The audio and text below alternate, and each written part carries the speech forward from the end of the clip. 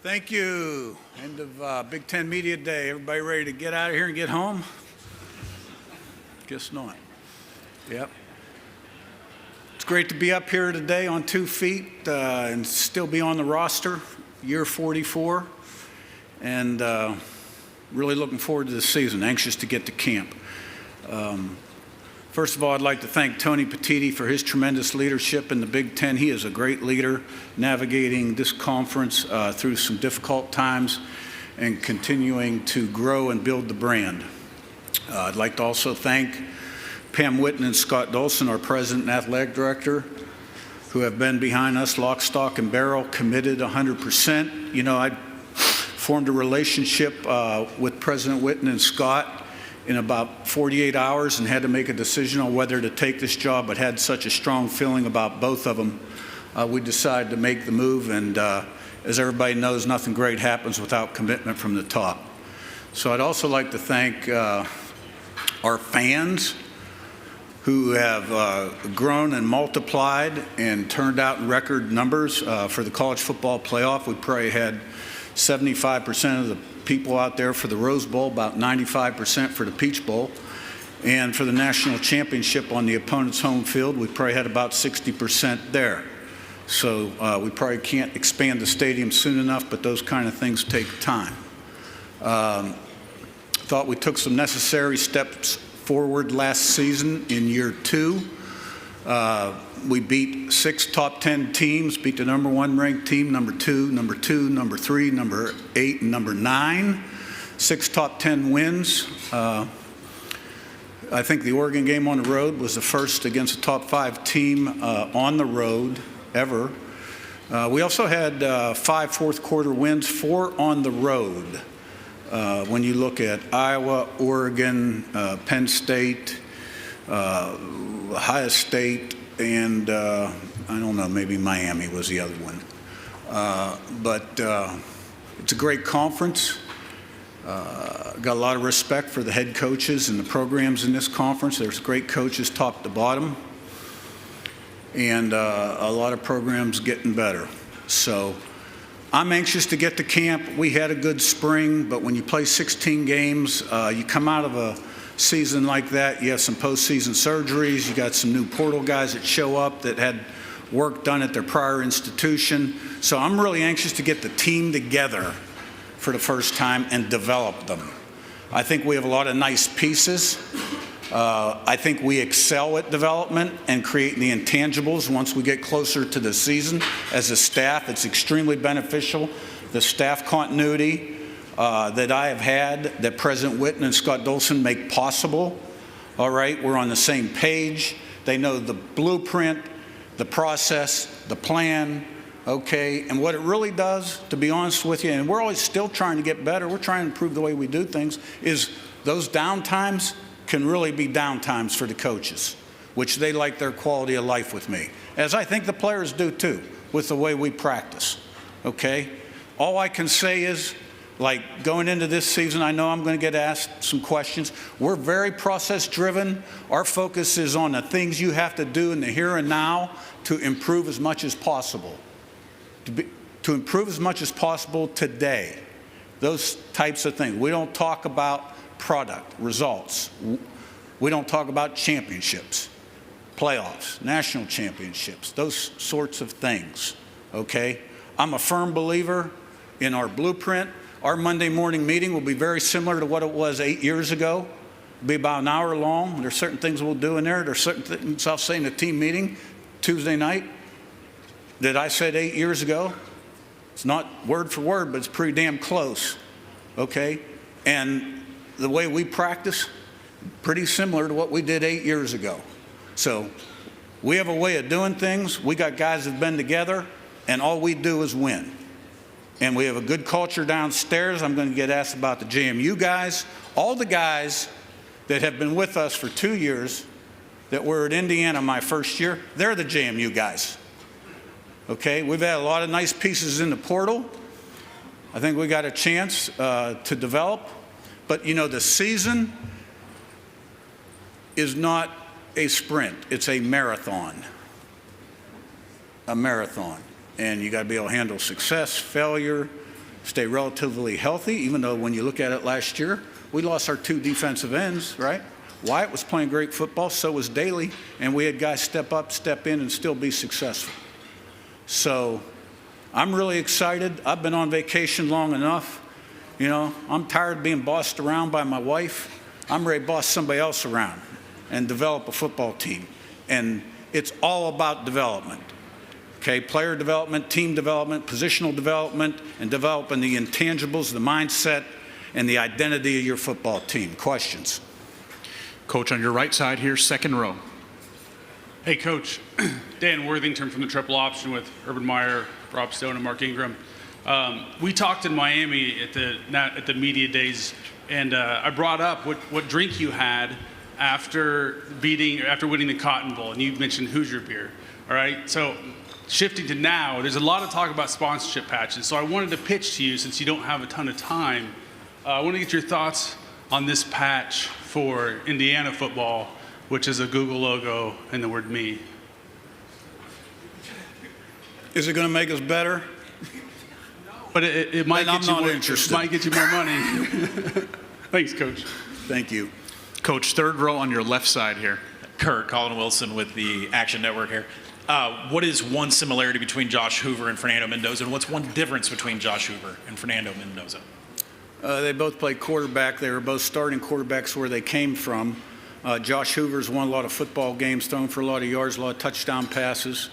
He has an innate ability to play the position of quarterback, kind of a natural passer, very accurate, processes very quickly. I think, the things we'll ask him to do are different than the things TCU asked him to do. We're not going to put the ball in his hand and say go out and win the game and outscore people. You know, we're going to give him a run game, a defense, and special teams, and every once in a while on third down, a punt's a positive play. Fernando Mendoza was a little taller, right? He may have had a little bit of a stronger arm, but he was probably more raw fundamentally and just playing the position of quarterback, still learning. The thing I'll say about Fernando only is from a preparation standpoint, he did everything within the realm of possibility to become the best he could be. And I think what separated Fernando was when the game was on the line, those fourth quarter wins, the last 3 minutes, 4 minutes, that's when he played his best football. He was a tremendous competitor. So I'm really anxious to see Josh and the progress he's made in practice starting on Wednesday in fall camp. All the one-year quarterbacks have followed the same line, and I expect him to as well. And I think this team's got a lot of nice pieces. A fourth row on your right side. Coach Sammy Jacobs from Hoosier Huddle. You say the standard's a standard and you have the blueprint, but what does it look like if you're a player in that room, how you hold each other accountable to that standard? Well, I mean, that's culture, that's leadership, and that's where having guys that have been in the program, been successful, that have strong character or smart, helps. You know, I like to recruit good players that are smart and have strong character because you can do a lot with guys like that. And, I think part of the key to the drill is getting everybody to think alike. And that's where my messaging is important and upholding a standard and having accountability. But look, you got to have the right people in place. You got to have a process and people in place. And we have the right people in place upstairs and downstairs. I feel very strongly about that. So I'll be stalking complacency. You know, I know that question's coming. But I like what I've seen so far. Coach, on your left side here, fourth row. Connor Gilley, Impact 88.9, Michigan State Student Radio. We talked earlier about the new transfers, the new guys getting acclimated to Indiana's culture and process. And a little bit was made about Nick Marsh's, former Spartan, coming into Indiana, maybe not getting it already. But has he become more acclimated, and how has the transfers at large been more in the Indiana process? Yeah, I really like our transfer class. I think we did extremely well and under tough circumstances where we're playing deep into the playoffs. I think we filled some critical needs. I think Nick Marsh is a proven two-year player at wide receiver, been very productive. I think you're probably talking about the gold shoes the first day of practice. Maybe, we don't do that where I coach. all right? And he got the message, and he's been great. He's had a great summer, and I'm expecting big things from him. And I'm expecting all the transfers, really, when they step on the field in training camp, to be a lot better than they were in spring because it's their second time through it. Coach, on your right side in the back in the red. Kyle, Sports Report. Coach, what do you anticipate that this team this year is going to be a little bit different than last year and the year before? Anything special about this team that you anticipate? Well, I mean, it's different people. So it's going to be a little bit of a different team, but it's going to be more same than different. I mean, all of our teams have been successful because they're more similar than different, right? We don't turn it over. We play smart. All three phases play off each other. We stop the run. We run the ball. We're good in the red area touchdown percentage, third and fourth down percentage. And those are things I want to continue to do. The faces just change a little bit. And the tweaks, probably the average fan doesn't notice the tweaks, to be honest with you, which were things that we do that we think will give our players the best chance schematically. But the schematic part of it is really overrated. Blocking, tackling, running, throwing, and catching is the key to the drill. So, we got to create the identity, the mindset, the relentlessness, the resiliency, and when we got 17 new transfers, which is about par for the course across college football right now, and further indoctrinate them into how we do things. Coach, on your left side here, second row. Good afternoon, Coach. Brock Morgan, Medill Reports. You talk a lot about culture, so how do you stay competitive as far as doing both in the day and age of NIL and the transfer portal, but also maintaining the culture from year to year, from team to team? Well, the guys that earn NIL, let's say they earn a big number. They've earned that number. Nothing's given. Everything's earned, not given. So they've earned it based on their production. And if they're highly productive, that means they probably want to be a great player. Well, I've never known a great player that didn't want coached, right? And to be the very best you can be, sometimes you got to take a guy out of his comfort zone for him to improve as much as possible. So I don't know. Some people might call it old school, but we're very demanding to a standard, but everything we ask of our guys is reasonable and fair, and I think they view it that way too. I think they like the way we take care of them in terms of time on the field and banging and clanging and things like that. But look, what separated last year's team from the other really good teams I had was their day in, day out consistency. They stacked meetings, they stacked practices, they went into every game with the right mindset and respect for the challenge, and then they put it between the white lines and did the things that we emphasize. And you've heard my mantra before, okay? The consistency part. So if I have a guy that consistently cannot do his best, cannot be on time, cannot rub off positively on others, is uncoachable, he's not going to be in my program. Right? He's not going to be in my program. And the guys that are really productive, they get paid. They get paid.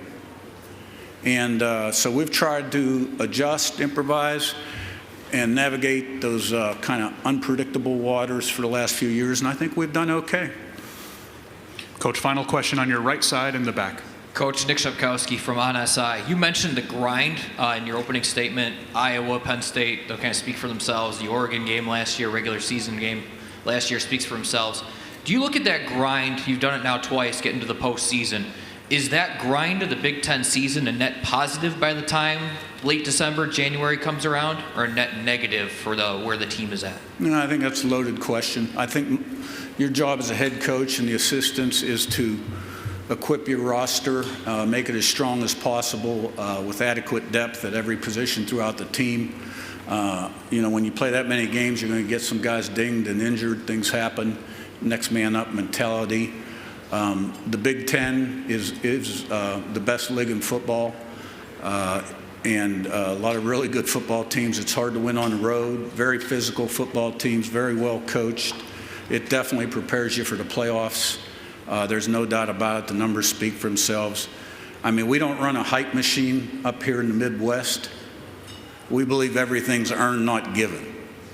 And when we fall short, we say we fell short. We don't cry a river, whine, and complain. all right? And that's why we're the best. Coach Cignetti, thank you so much for your time. Thank you.